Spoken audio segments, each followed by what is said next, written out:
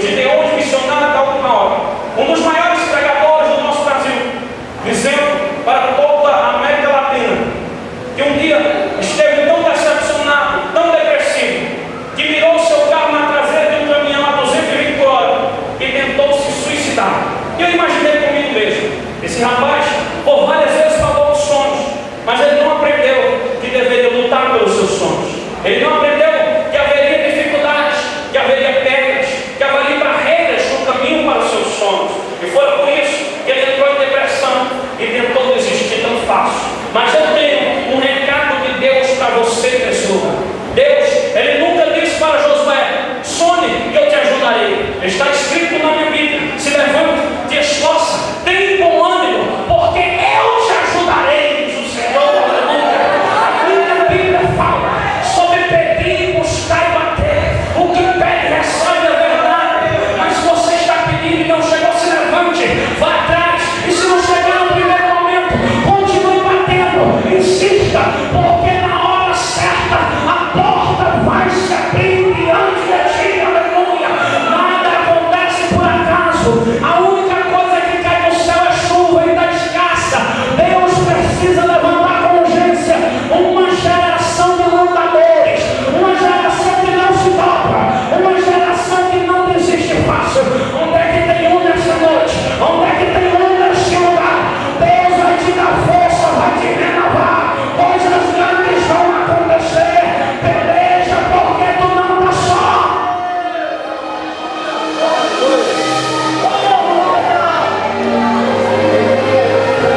Aí cachai, todo sube na lascura mandada.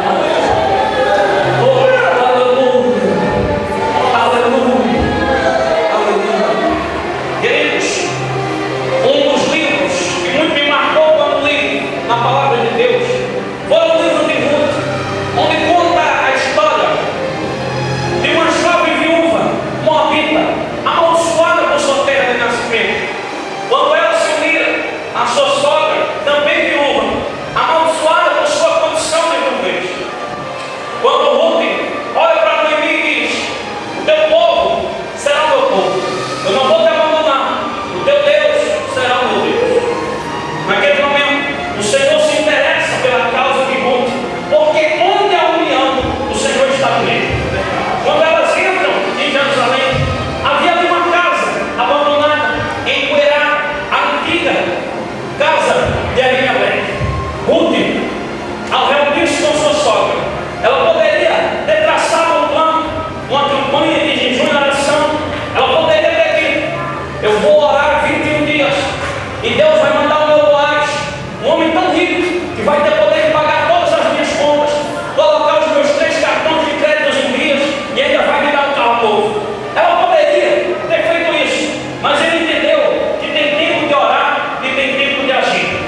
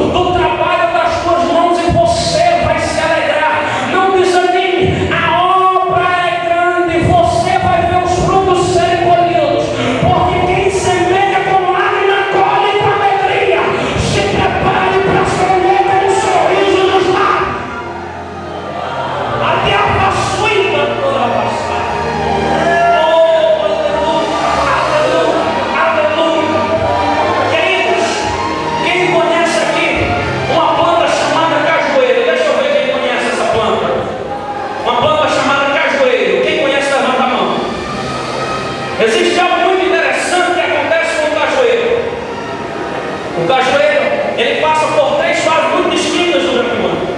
Existe um momento na vida do cajueiro que ele está sem flores, sem folhas, sem frutos, somente uma casca feia, um colorido feio. E todo mundo que passa pelo cajueiro vira o rosto e olha para o outro lado, porque não é interessante olhar para uma árvore ferida e sem frutos. De repente, dá uma chuvinha de verão, a estação muda. O cajueiro, que era desprezado, ele começa a se encher de folhas verdes e flores começam a brotar no cajueiro. De repente, as pessoas que viravam o rosto para o outro lado agora param e começam todas a admirar a beleza do cajueiro. Mas algumas chuvas dá, uma mudança acontece. Agora não são flores, são frutos. O mesmo cajueiro que um dia fora desprezado, agora está cheio de cajus belíssimos, vermelhos ou amarelos. E aqueles que um dia passavam e olhavam para o outro lado, agora param, olham, se abaixam, pegam uma pedra e começam a querer atirar no cajueiro. Sabe o que é que eu entendo com isso? Você chegou aqui na igreja ferido, amargurado, ninguém acreditava em ti, ninguém acreditava que o teu ministério ia para frente, ninguém queria ir fazer oração na tua casa. Agora que Jesus te libertou, te encheu de talento, você está começando a frutificar. Agora querem jogar pedra na tua vida, mas sabe o que é que Deus manda te dizer? Satanás vai ter que comer poeira, ele vai ter que correr muito para poder te acompanhar, porque Deus te chamou para ser cabeça, Deus te chamou para estar em primeiro. Se estão jogando pedra é porque está dando fruto, se estão falando é porque Deus está se agradando. A nova, nada amor, é sopa, nada mais. Deus está contigo nesse negócio e você não vai ser confundido.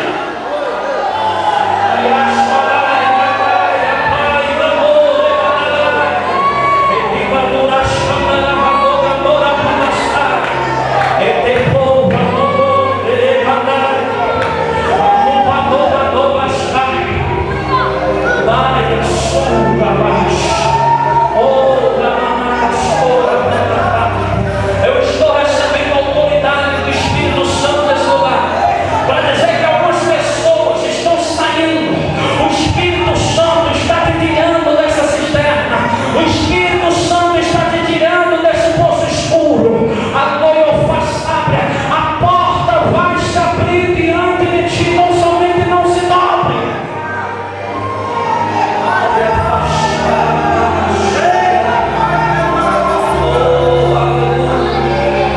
13 anos de trabalho. Mas, queridos, Satanás, ele é invejoso. Arrasou comigo. Eu não é invejoso. Tudo que você tem, ele quer tomar.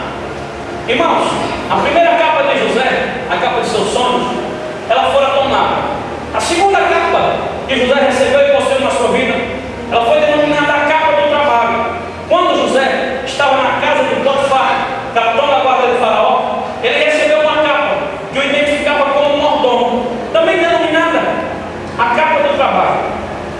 E mais uma vez, por um plano satânico, José perde a capa. Sabe qual o grande objetivo de Satanás na tua vida? Com todas essas lutas, com todas essas pelejas, é tirar a capa que Deus te deu.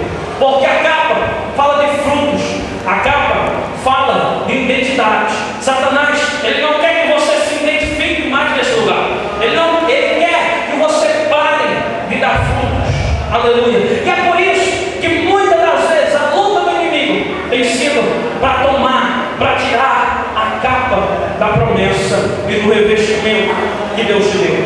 Mas sabe que coisa linda que eu descubro? É que a minha Bíblia diz que José, após perder a capa do trabalho, ele fora lançado em uma prisão e fora esquecido naquela prisão, esquecido de seus amigos, esquecido de todos aqueles que o conheceram. E diz-nos a história que todo homem que passasse 2 anos e meio numa prisão como aquela morreria.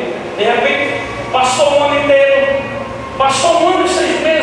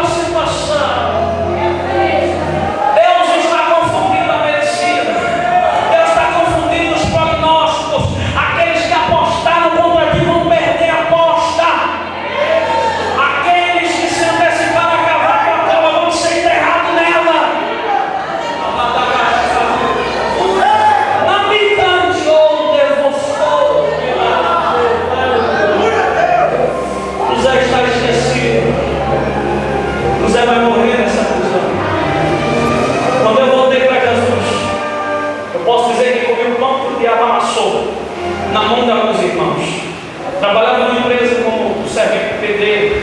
As pessoas me criticavam naquele lugar, diziam que eu era irmão só para fazer isso, fazer aquilo, com alguém que dentro da igreja, me humilhavam, me chamavam de filho dessa ou daquela. Dentro da igreja, comecei a me destacar e paguei um alto preço por me destacar. Jejuava, orava, pregava, não tinha tempo para olhar para as coisas do mundo, o tempo era para as coisas de Deus. Um dia, domingo de manhã, eu havia passado a noite do sábado toda em vigília. Domingo de manhã eu estava dando a escola dominical, daria metade, e o meu dirigente daria outra metade. E eu estava em jejum. E o meu dirigente olhou para mim e disse: olha, eu estou sabendo que você está lendo muita Bíblia, está orando demais e está jejuando demais. Cuidado! Eu já vi um jovem fazer isso que você está fazendo. E ele ficou doido no juízo. Cuidado! Se você continuar do jeito que está, você vai ficar doido no juízo. O meu dirigente, um homem que dizia que orava 1 hora por dia, era para me dar a mão, foi o primeiro a me jogar pedras. Quando eu não tinha refúgio, não tinha ninguém a me buscar, minha única alegria era quando terminava os cultos e reunia uma roda de amigos. O Senhor me disse: filho, você quer que eu te dê um ministério de verdade? Eu disse: quero, Senhor. O Senhor disse: isole dos seus amigos, todo o tempo que você tiver, se tranque dentro de um quarto e vá me buscar com uma face.